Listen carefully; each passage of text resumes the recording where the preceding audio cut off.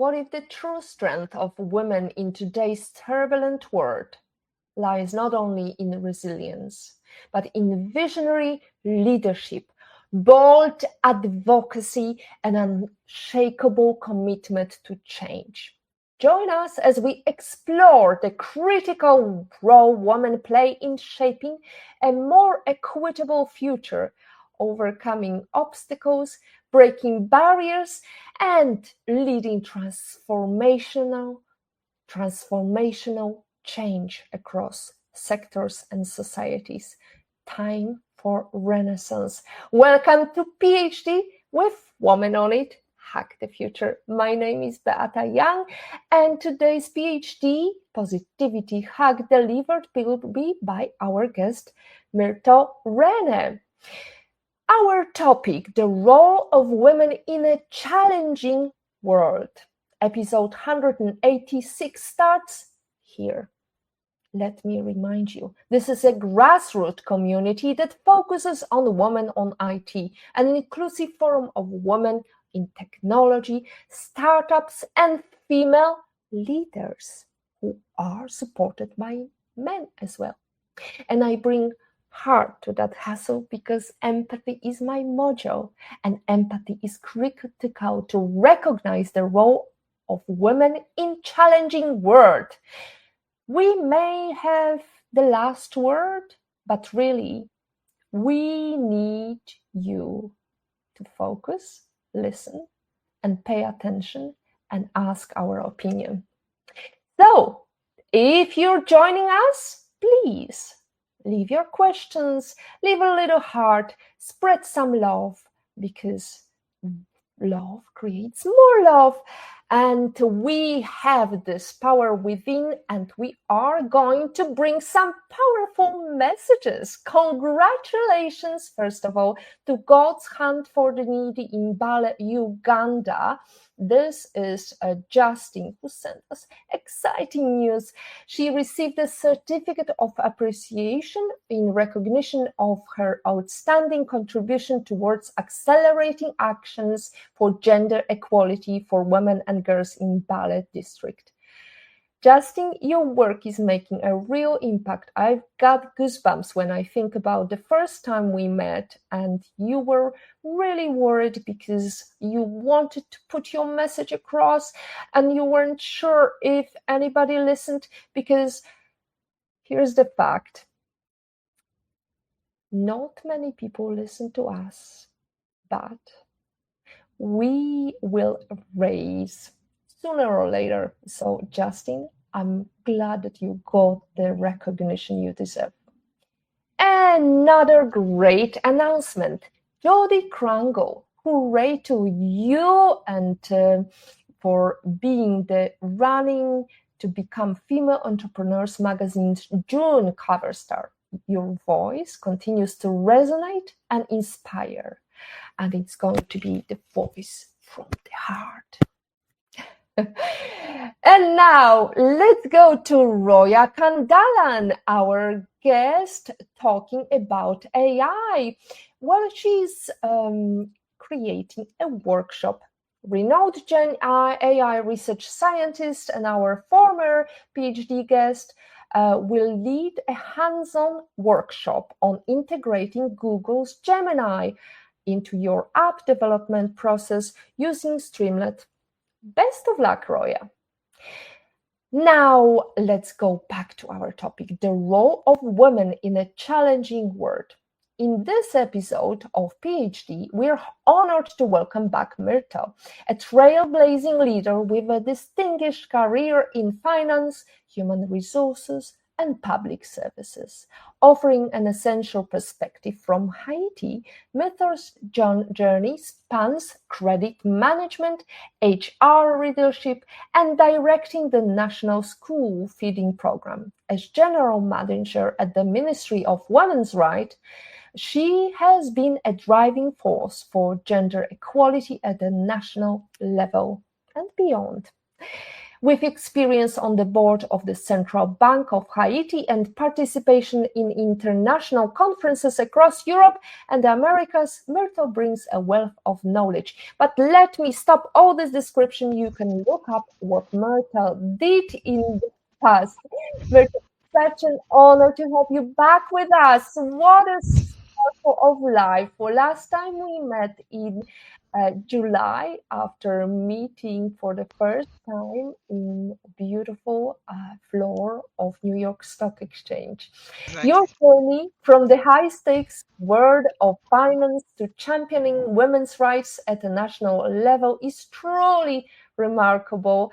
And I often say, turn your wants into wisdom. We talked so honestly about what happened in your past. We touched upon it on the previous episode. When you look back at those early days, perhaps in credit management or as director of human resources, what was a moment that truly tested you, but ultimately forged the visionary leader you are today? Okay, thank you, Beata, for that beautiful opportunity of being another a guest again in your live stream podcast. And as you stated previously, I had the chance of working in a wide variety of field of work, and that allowed me to broaden my knowledge in many, many, many, many fields. And I would say that I had a very atypical professional path, because I've touched many things in my life, and every single um, experience has brought me knowledge and wisdom and humility, because I wasn't always in fields that I had previously, let's say, went to college for example. And I always tell my boys, I have two boys, they are 25 and 28. And I always tell them, sometimes life brings you to path that you would never think possible.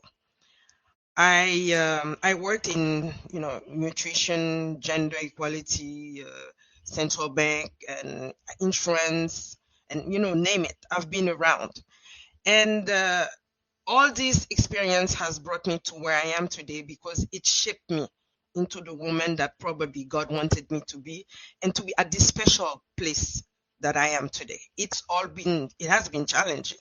Don't forget that I have been in a position of leadership many times, and being a woman in a man's world, it has not always been easy. But I believe that there are men around that believe that women have their place. They have they have a voice. They have the right to everything that life brings. And I've had the chance to work with people who believed in me when I didn't believe in myself, and they pushed me to the limit, telling me that there is nothing you can't do if you want to do it.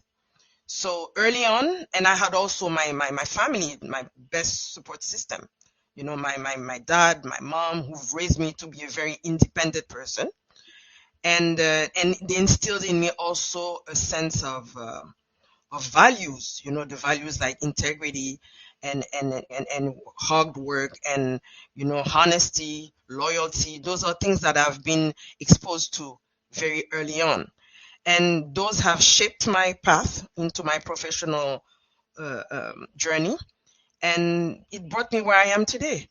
And as I said, it was not always easy, but I can say that I'm very proud of the person I became.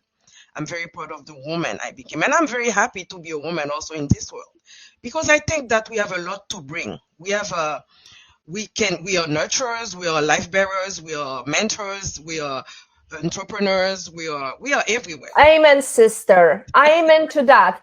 Haiti has had the world's first successful slave revolt in 1804. How does that legacy of defiance fuel today's women leaders in Haiti? We've had in our history,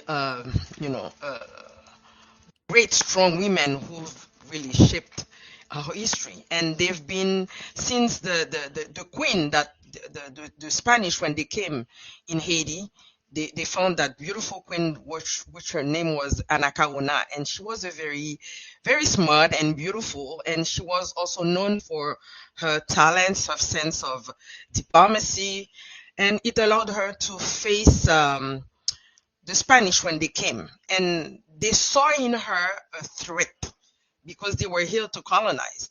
So that's why at some point she was practically trapped, and she was arrested, and she was hanged. And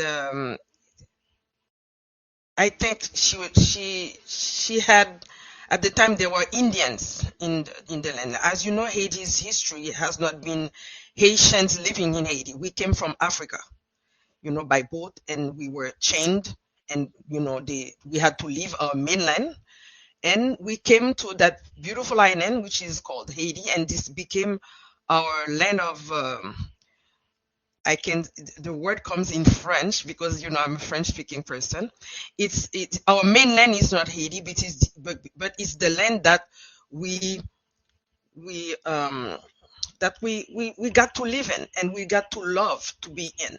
So we have the people that came, that brought us there.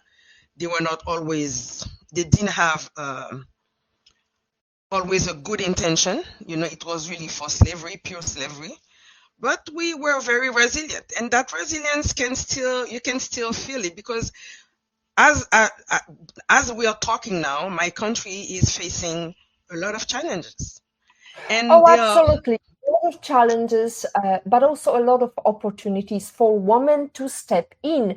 I would like to talk about a recent letter written by many female organizations who were calling for stopping violence against females.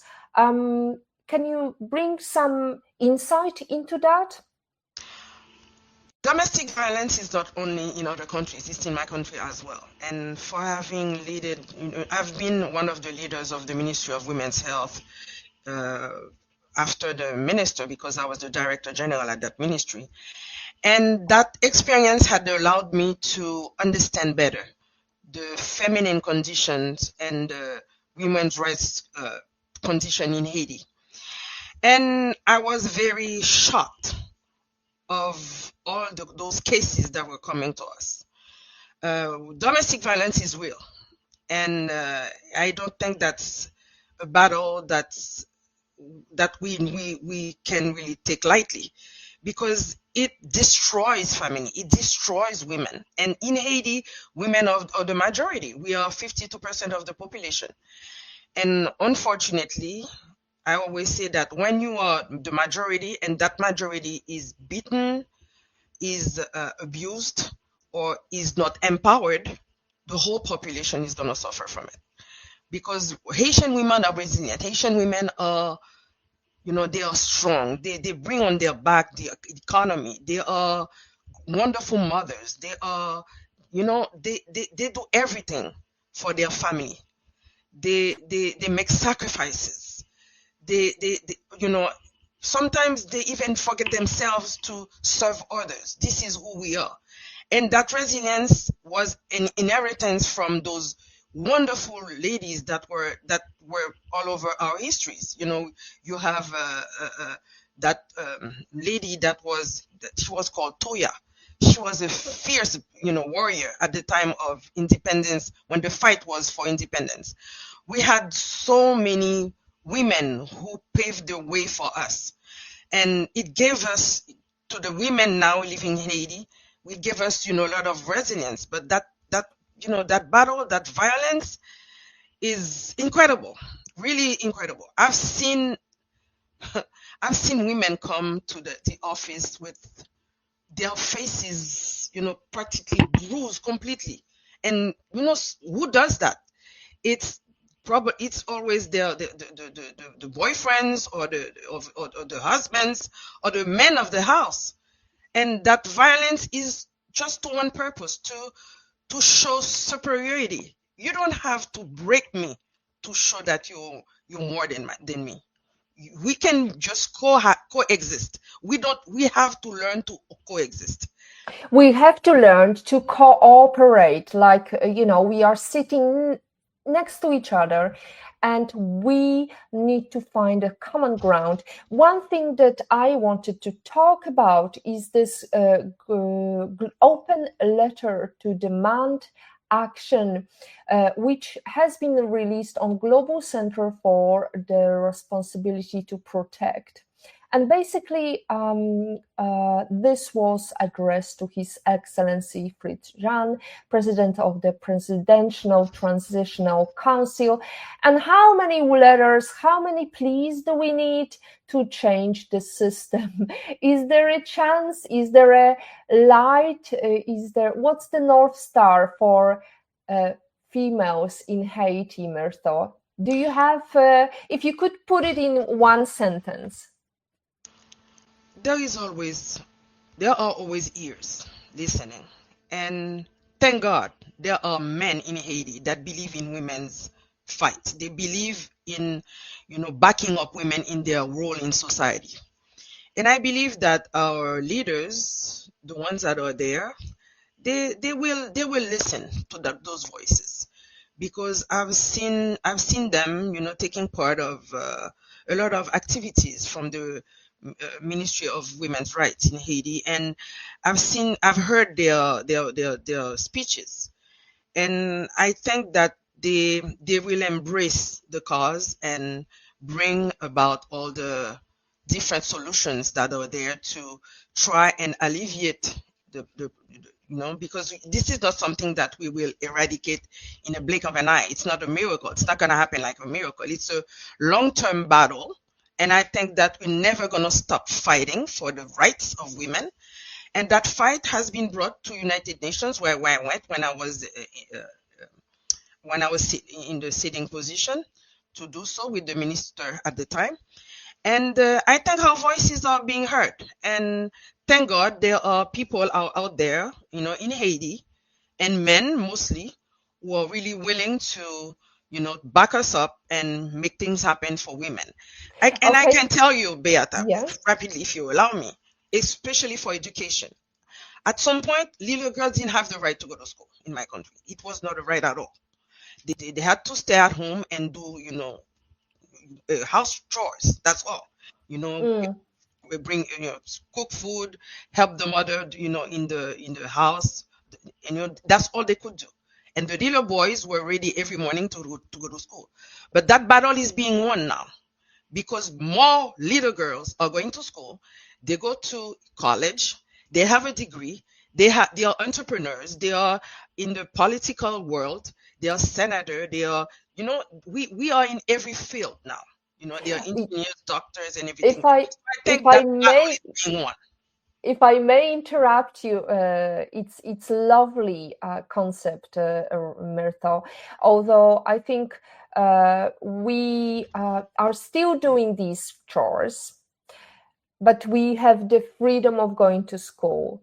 So that's how I perceive that change. But obviously, this is a positivity hack delivered. So let's think that it is in reality. It has been changed, and we plea here, and very often, and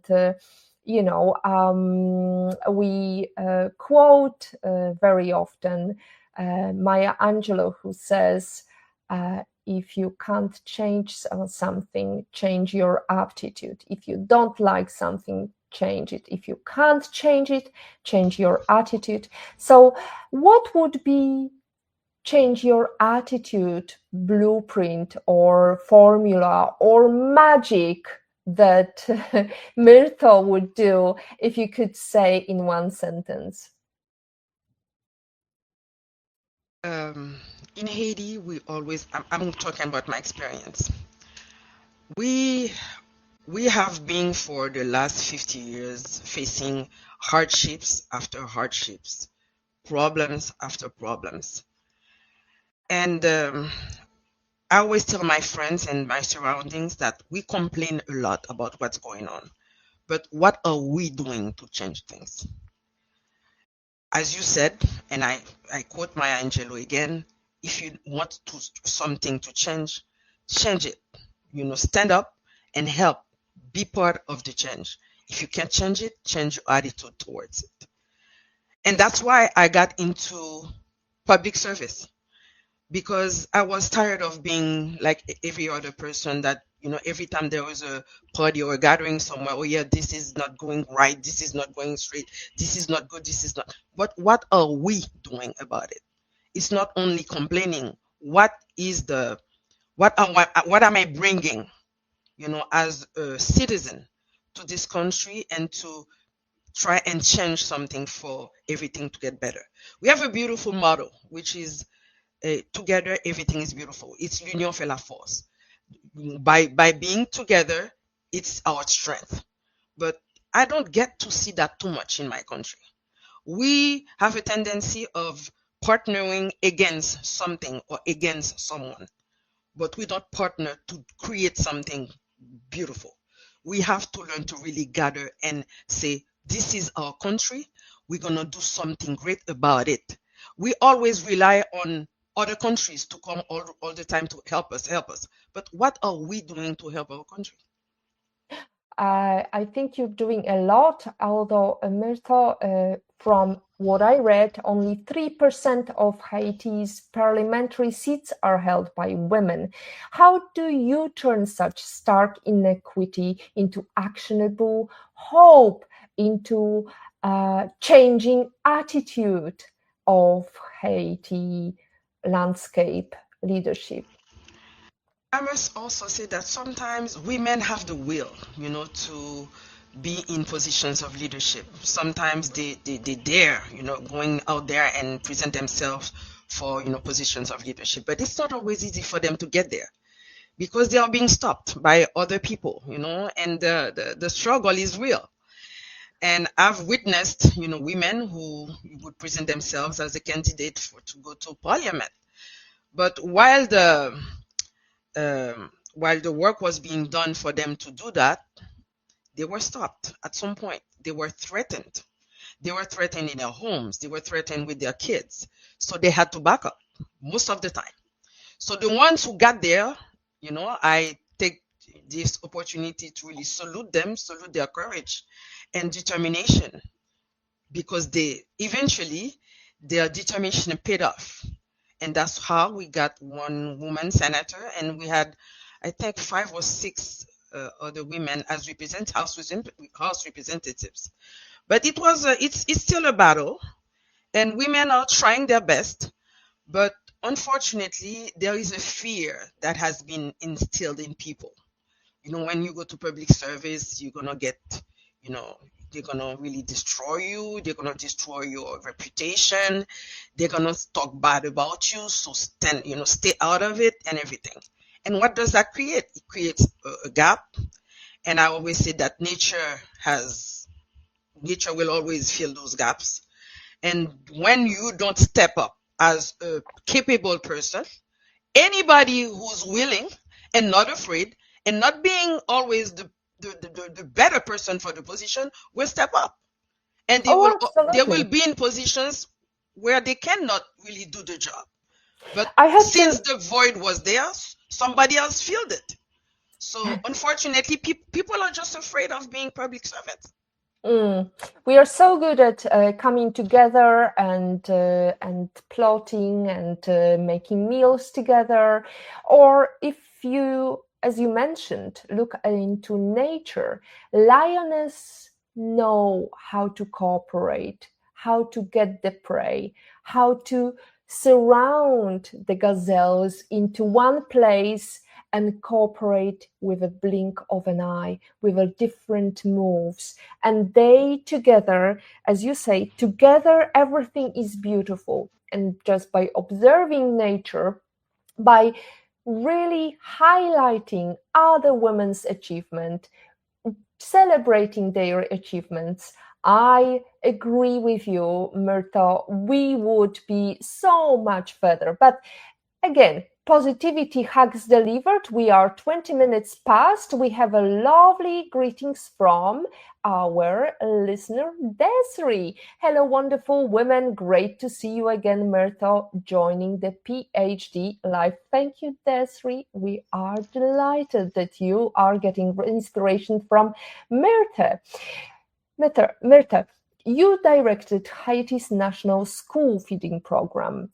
UNESCO linked school meals to 9% higher girls' enrollment. How did you weave dignity into every plate? You are such a divine woman. When we met, you had beautiful outfits and you've got this aura of a real dame, I would say. Thank you so much, Beata, for such nice words. But my position as I was a coordinator for the National School Feeding Program for 4 years, and when I got into that position, I was not always sure that I would really be able to do the job properly, because when I got there, I was not, I didn't have a degree in nutrition, for example. But I understood one thing. I was surrounded by people who were nutritionists. So I knew how to pick the people that were going to work with me. And I knew that I had to be a leader, not a doer. So I chose wisely the people that were supposed to be around me to do the job. And it got me to practically every single suburb of the country. And I got to see the reality of situation of hunger in my country. Kids in Haiti go to school, and most of them, especially in the suburb area, not in the capital. The capital is fine. They go to school because their parents can afford it, and more or less they get, they are taken care of. But in the suburbs, and the further you go, deep inside the country, the problems are real. In every single country, in every other country, kids go to school to learn, to read, to write, and to do mathematics and everything else, to follow the curriculum. In my country, kids go to school, especially in the suburbs, because there is a hot meal, because the parents cannot provide hot meal for their kids. And that's one thing that really got to me when I got to that position. And I said, this is more than a job. This is a mission. So I was rarely in my office, and I was going around and around and around, and I've done that for 4 years. And I was very satisfied of the results. And I think the people who put me there also were satisfied of what I was doing there. Because the problems are really, really real. I've seen kids digging dirt because sometimes they are so hungry that they eat dirt. I went to places in Haiti where the people were drinking out of the seawater. And it's real. And what I'm talking 2012, 2013, but 13 years later, I want to believe that things have changed. I'm not in that field anymore, but I know that it's been other people have followed, and I'm pretty sure that they are doing what they're supposed to do to bring that nutrition for school kids to the right place, because a kid who's not eating is not learning anything. And we've learned that from age 0 to 5 there are nutrients that if they are lacking, it's irreversible. They will never be able to learn anything. So it's very important to take care of those kids who are the future of that country. So that's how I took it really at heart. And I said, it's not a joke. It's not just a job. It's a mission. And that it's a mission that you continued and continue. Myrtho, I will let you have a drink and pause for a moment while I mention Jody Krangle, who said Women on It powered by One It Digital. Thanks so much. Jody, we are delighted and hopefully you will join us soon again to talk about how it feels. But in the meantime, let's talk about some actionable points and what Greece 2010 debt crisis birthed, a woman-led solidarity economy. So you've been working across conference from Frankfurt to Athens. What's the sharpest question a European leader asks about Haiti's crisis, and how do you reframe it to reveal our opportunities? How can you make a change and change that perspective of male-dominated leadership all across the globe and really shine the spotlight on Haiti? Okay. While I was attending those conferences, don't forget that I was a member of the Board of Governors at Haiti Central Bank, and I was the only woman among four wonderful men who really allowed me to be me, to fight for the things that I believed in. They gave me a voice. They gave me my space, and that's how I had the opportunity to really be around and visit many countries, and attend many conferences, sometimes being a keynote speaker. And the questions of the foreigners have always been the same. How do you do it? How do you deal with the situation in Haiti? How can you hold the economy in such difficult situation? And my question has always been the same.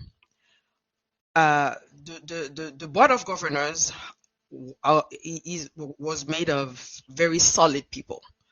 I was among the top men, and they were really on point. We were always brainstorming with the board of directors, because we have a great and a wonderful staff at Haiti Central Bank, and I salute each one of them. And we've had brainstormings, and we've had great ideas. We had to really be very creative, just to keep the economy afloat. And that's why even in this situation today, the bank is still holding up in spite of everything. And the actual governor was the director general at the board in which I was, and he's been the chief economist of the bank for more than 30 years, so he knows his stuff. And the bank, the Central Bank of Haiti, is a solid institution. Is one of the government institution that's still holding up and really keeping its head very high, because of the quality of the people working there. Because they are those are the very well educated people. They know what they're doing. They have all strong and soft skills, so they keep the boat afloat. They keep the boat afloat. So I am very proud of having been part of the Board of Governors, and I'm still proud of being today a consultant for the board, for the actual board, the sitting board. And the foreigners have always been, asking, how do we do it? We do it because we know the culture of the country, we know the people, we know the situation, we know history. So we know how to navigate, through the whole sea. Even it's very agitated, but it's like they always say, you need to surf on the board. So we keep surfing. Good. Well, that's one of the solutions. Olga Vasina is joining us as well with her question. Fascinating show, ladies. What does Myrtho feel are the biggest problems facing women in Haiti these days?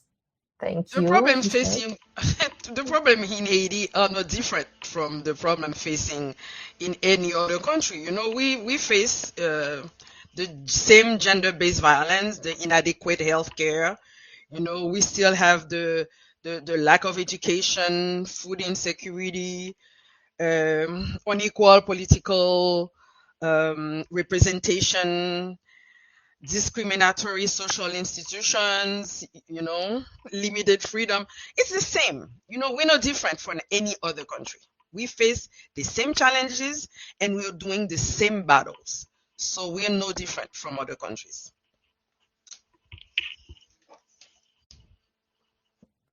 Muted. I'm unmuted myself. Myrtho, you've said advocacy is a marathon, not a sprint. There is a mantra, Haitian proverb: "Beyond mountains, more mountains." Can you say it in French? In French, we have a saying in Creole, which is even Yeah, in stronger. Creole. Yes. They say "There one, game one." It means when you see a mountain, there is one behind that's even higher. So we say "There one, game one." Game on. How do you climb without losing breath? You need to climb with hope. You climb with faith. You climb with courage, with determination. You climb with pride. In spite of the problems, we're still proud. We're proud of who we are. We're proud of our history. We are very resilient. We keep the fight going. We will never, ever give up. This is why this country is still alive. Because the people of Haiti are fighters. We are resilient. We are warriors. That's what we've been throughout our history. And whatever the situation, we keep our head high. And I myself chose to stay in my country, to live in my country, in spite of the situation. Because I was put there for a reason. God made me, Haitian for a reason. I have a mission in my country. So that's why I will always keep serving. Because I believe in this country. I believe in that land that was given to me. Because I was brought from Africa to Haiti. So this is my land now. This is my country. This is, the flag that I have is my flag. And I'm very proud of that flag. I'm very proud of history behind that flag. So, you are a fire, Myrtho. Yes. So you've witnessed Haiti, as they call it, brain drain, as professionals flee instability. What's your message to women considering leaving the country and those choosing to stay and rebuild? Okay. To the women leaving, it's a choice. I cannot, I'm not going to try to change their minds because every single person has a reality. I don't know their reality. I don't know what they've been through. I don't know the history of their families. But I always tell them, think twice. Because Haiti is your space. This is where your guts are. This is where your roots are. Are you really willing to leave this country and to go to another country where you have no attachment to?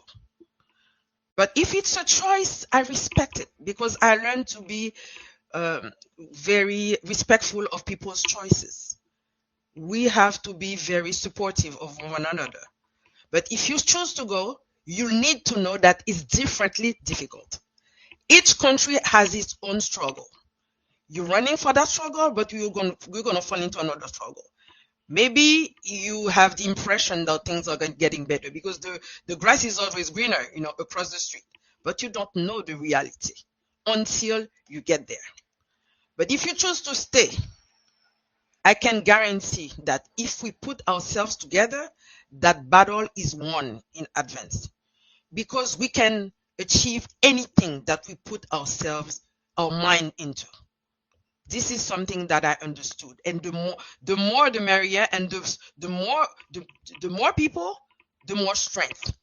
Amen to that. A strong woman looks a challenge in the eye and gives a wink. Exactly. Myrtha, it's such a pleasure to have you, and I am aware of the fact we have limited time. You've been so passionate, and we just lost track of time limits. Olga Vasina is following up with a thank you note. Thank you so much for the heart left answer, Myrtha. Thank you, Beata, for another terrific show. Now, if we talk about the fact if you could engrave one truth on every global leader's desk about women's role in healing fractured nations, what would it be? Could you repeat that? That. If you had a moment to pause and grab these men by their beautiful ties, Hermes or whatever, Louis Vuitton scarves, and beautiful, outrageously expensive suitcases, and stop them in their run, and you could make them think of women's role in healing fractured nations, what would you say to them today? Women exist. We have a right to be. You have a right to do. We have a right to exist. We have a right to every single um, to every single right that we have by constitution. They have to understand that without a woman, there is no society. Women are life bearers. I raise my case. Just that. And even for women who never had the opportunity to bear a child, they are still people bearers because they carry people on their backs. Many of these women who don't have kids, they are extremely extraordinary, community leaders. They take care of people. We have it in us. It's a God-given gift. That even if you don't bear a child, you're still a mother. And I've many friends who've never got married, never have kids, but they are mothers to everyone. Every single situation, they just take they take it upon them, and they do everything they can to solve people's problems. Sometimes forgetting themselves. So women have that great ability of creating society to be in all in one. They are mothers, spouses, uh, household, you know, queen of households. They are, they are everything. They are leaders. They are doctors. They are engineers. They are everywhere. So the men need to understand that we we are we are the beauty of society. We are beautiful. We are We are resilient. not We are just strong. beautiful, we We have are beautiful powerful. brains. Yes, we are powerful. We have that inner strength that's found only in a woman. And we have that beautiful thing called instinct. We have that Mm. sixth sense that only us have. And that makes us the best mentors and counselors for our spouses, for our friends, for our brothers. Because usually they say a strong man, behind a strong man, there's a very strong woman. Oh, here Because is another question that is very fascinating, and I'm curious what you're gonna say because somebody wants to be controversial here. I fear, but actually, I don't fear. One life, no regrets, no fears. Bill says, "Do women bear kids alone?" no, they don't. Bill, I do agree with you. They don't bear kids alone. That's why I say we have to coexist. We have to be able to be one, because one cannot live without the other. Bill, if you knew me, you would know that yes, I fight for the women's right, but I know that it's a battle that I will win only with men backing us up.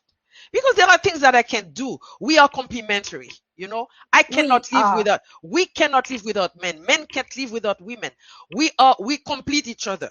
That that is Bill, that is there is no controversy about this. This Bill, is I hope you will grow a womb someday, so you can bear that 9 months of readiness and nurturing and so on. So definitely you have a role to play. We both have equal roles to play, but remember, on the chessboard, queen wins. Anyway, we stopped that discussion about what was first, chicken or egg, because we are running out of time, ladies and gentlemen, and we've got Jamil with lovely question, Myrtho. So over to you, Jamil, with your set of questions. Hey, Hello, Myrtho. Thank you so much, Beata, for your introduction. And hello, thank you. Myrtho. Hello, Jamil. How are It's you? such a joy. Oh, I'm good. How are you? Fine, thank you. It's such a joy to have you with us again. So, for our question, with so many women leading the way and driving significant change, your experience means a lot. I'd like to ask, what advice would you give to women who want to grow in their careers or start something of their own? Okay, the first question, the first thing I would tell them that is, if you want to build build a business or something, you have to start by building your network, because this network will allow you to find the right people to your network. As I always say, and then I read it somewhere, your network is your net worth. So relationship building is key for entrepreneurs, and it is how you reach potential clients and mentors and ideas. So this is important to build your network. And then you have to follow your passion, because before building your enterprise, you had visualized that business that you want to build, and your passion made it happen. So you have to keep it going, and you have to make a plan. That's one important thing also. You have to lay a strong foundation, and it doesn't have to be fully developed, but you have to write down your roadmap. It's a roadmap, you know, and that roadmap can be adapted along the way. And it's like a GPS. The GPS tells you, okay, you want to go from that point to that point, and at some point you hear recalculating, because there is an accident, there is something. So in the way, that could be bumps. There will probably be bumps. You will have to make a detour once in a while, but you need to know that you're coming from that point to this point, and there is a roadmap to be. And sometimes the roadmap can change, but always to go to the same, objective. And you also have to embrace technology, especially now. We talk a lot about AI these days. This is something I'm learning, AI, because I'm not techie. So am a I am a senior citizen, and for me, I had the privilege of seeing those rotary phones. This is where I was born. This is at the time I was born. To those beautiful phones now, which are very small, and any little gadget can do so much. So I am learning, and I have two boys, and they are my teachers. So I to get to this world where it is today, and not to be left, behind, I have to keep following the technology. So with AI now, many things can be done, but we have to just embrace what works for us, because not everything works for everybody. So, and also you have to believe in yourself and in your project, Mhm. because you will find on the road naysayers, people that will keep telling you, you can't do this, you're not going to succeed. Do not listen to anyone. What Follow do your you dream, believe in yourself, believe in your project. And you have to be able to embrace learning also, because learning is key. You never stop learning. Never think that you know everything. Keep learning. This is very, very important. And you have also, because you cannot do anything without funding, you have to secure your funding. need to know your within your surroundings or your network. See who can be investing in your business. Sell yourself, sell your project, and really secure your funding. This is those are some advices that I could tell these people. But they also need to have what I call the soft skills. The Yes. What soft are skills the top three soft skills all are not. career-driven females, in your There opinion, are should have? many, many, many. For soft skills, there are. You need for me, communication is number one. Because when you build a network, when you have employees and you deal with people, you have to be able to communicate with them. And the best communication is to listen first. You have to be a great listener to understand people's feelings, people's ideas. And this way, you'll be able to really advise them, lead them, supervise them. So you need to be a great communicator, you know, and you have to be able to solve problems, identify, resolve.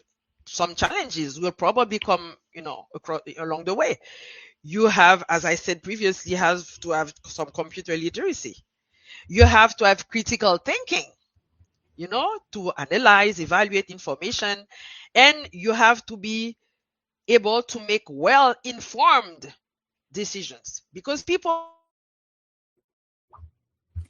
S- Speaking of problems, leadership comes with its fair share of curveballs, especially for women breaking barriers and leading change. What is your strategy for problem solving? okay, problem solving is important.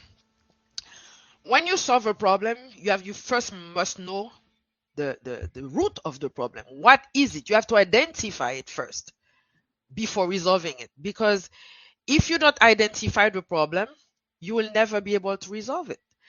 And my strategy usually when I'm facing a problem, I don't do it by myself. I always invite other people, key people in an organization or an institution. You take all the people that are involved in the solution, in resolving the problem.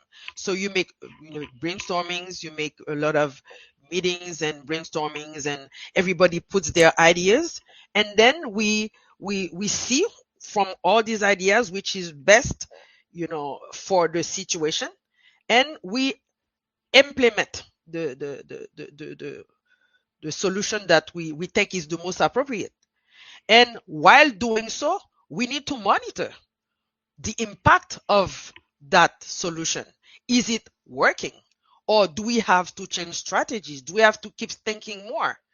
And once we see that it works, then we keep going and see, and everything else, falls into place. But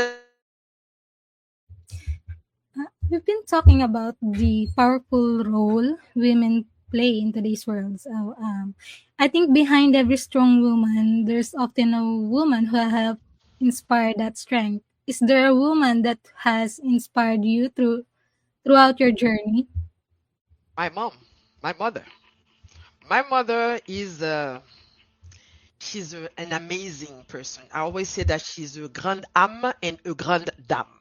We say in French, une grande dame et une grande âme, meaning she's a wonderful lady, but she's also a great soul with a lot of strength and resilience. I've seen my mom facing the death of her mom, the death of her husband, because I lost my dad in 21 days. He was diagnosed with cancer and then he died 21 days after. And then I've seen my mom holding her head high and, being strong when in 2010, I lost my sister, who was only 40, with two kids. They were 9 and 12, Coralie and Olivier. They perished in that earthquake in 2010, which destroyed most part of capital city of Port-au-Prince. And I've seen my mom taking this with a strength that I'm not sure I have in me. And I've seen the struggle, the battle, the resilience, and I've seen the faith also. And she told me, you know what? It's done. There's nothing we can do about it. So now, and she told me something that she told me maybe 30 years ago. She said, what happens to you is not important. It's what you do with it that matters. So she said, this happened. So now what are we doing next about it? So she was my strength. She's my rock. She's my counselor. She's my mentor. So my mom is really who shaped me into that strong woman that I became today. Are you working on any exciting new projects right now, Myrtho? Yes, I am, but I cannot say about it. Oh, that's It's okay. not something that I can talk about now, but this is something that probably I will have to talk. But it's on its way.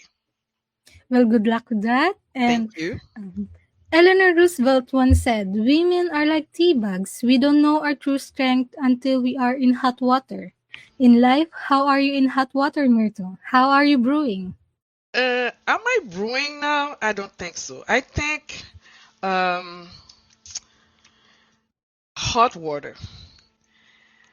Um, I'm just in plain water. Let's put it this way. Mhm. Whether it's hot or cold, we are all in plain water. And the battle, the struggle is an everyday thing where you once you wake up in the morning, you know that you're gonna have to fight to survive. You have to fight to be alive. This is Earth. This is the realm in which that we live.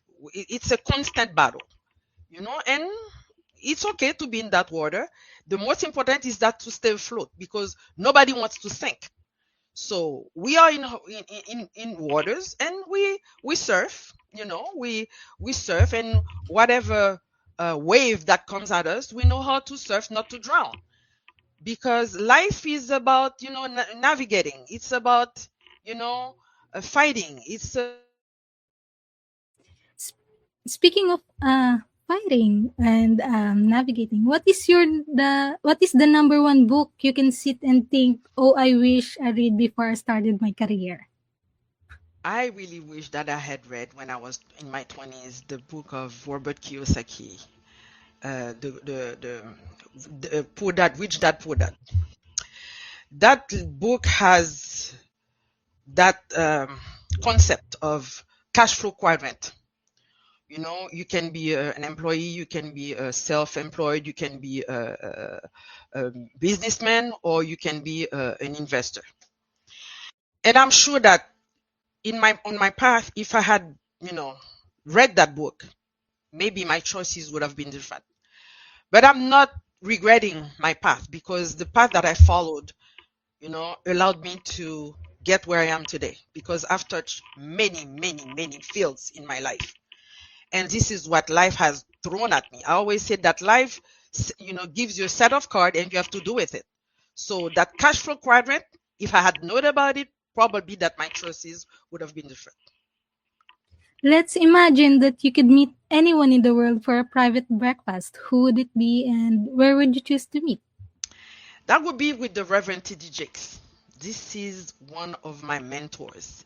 We have never met, but he has such wisdom and word of hope that whenever I feel down, I always look for his teachings, and his preaching is strong, and it gives us a sense of hope and resilience and determination. And he said something once. He said that your blessing sometimes is in the hardships, because we don't need to see hardships as bad. They are teachers that those teachers, those terrible moments of life, they build us, they build our character into becoming the best versions of ourselves. So this would be probably with TD Jakes, the pastor, and his wonderful, beautiful wife, Sarita Jakes. And for our last question, can you please give us your favorite life lesson quote? Yeah, now my lesson quote would be: when people show you who they are, believe them.